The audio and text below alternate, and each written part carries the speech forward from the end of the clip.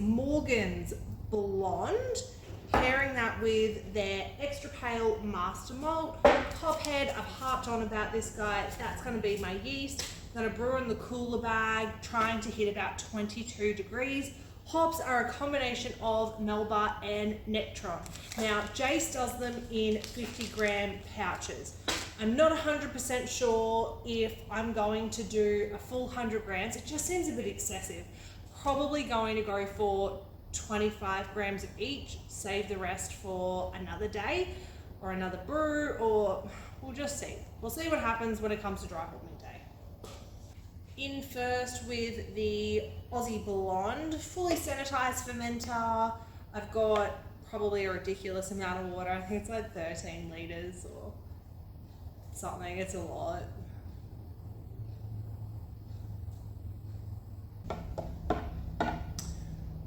Now, extra pale master malt. So this is an unhopped malt. So if you're kind of new to brewing or you're just looking at the recipes, you haven't brewed yet, the main difference with this guy compared to when we use dry stuff is this is 100% liquid malt that is unhopped.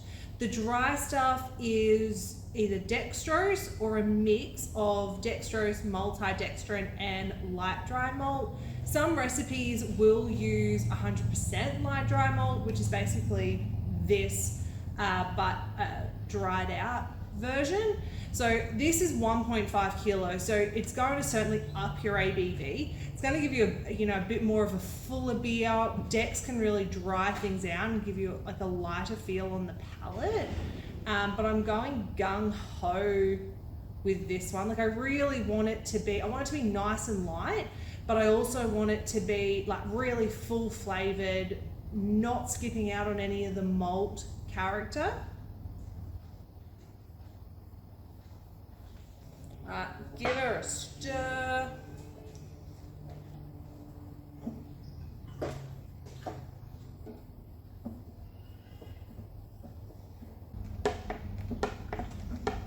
A couple of common questions I used to get in the shop around ABV is, oh, like I've used these two, I would have expected a starting gravity of say 1,050. It come in at 1,035, or something that's like seemingly very low compared to the amount of fermentables you're putting in. Two kind of reasons that I always think of is, number one, you haven't dissolved all of your fermentables effectively at the base after you've put them in. Now that it doesn't really matter because eventually the yeast chews through it, but if you're someone who really wants to be aware of their ABV, it's a bit of a pain. The other thing to be aware of, and I've never tested it to see what the difference is, I don't think it would be that great, but your hydrometer is calibrated at 20 degrees. Well, the ones we use yours might be slightly different. It's written on it, just check. So if you have a huge temperature difference to what's calibrated at, it's going to read, slightly incorrect. I do say that it's probably marginal, but it's something to be aware of nonetheless.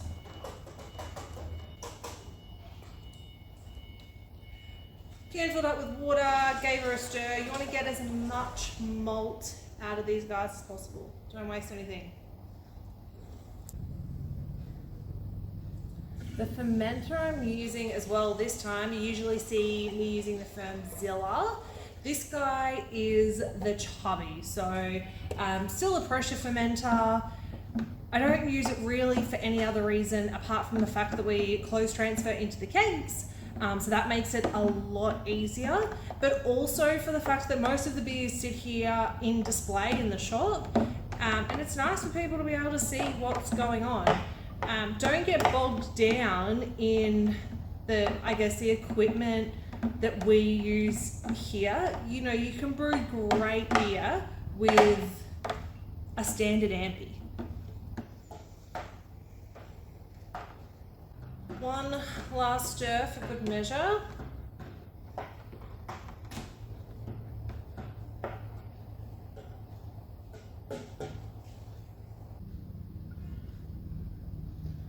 Do you want me to read? 1045 is my gravity, so depending on where it finishes, I'd say it's going to give me anywhere from a 4.3 to 4.8% beer. Hophead yeast. And just like that, we're done. I'm going to put the lid on this guy. I'm not going to be fermenting it under pressure. I'm going to put a spunding valve here, wound all the way out. I suspect it'll take anywhere from 5 to 7 days. It's generally how long we like to leave them. 2 days before kegging, we will dry hop. I think I'm going to go for the 25 grams of each, but I will let you know how it goes and do a taster once she's ready.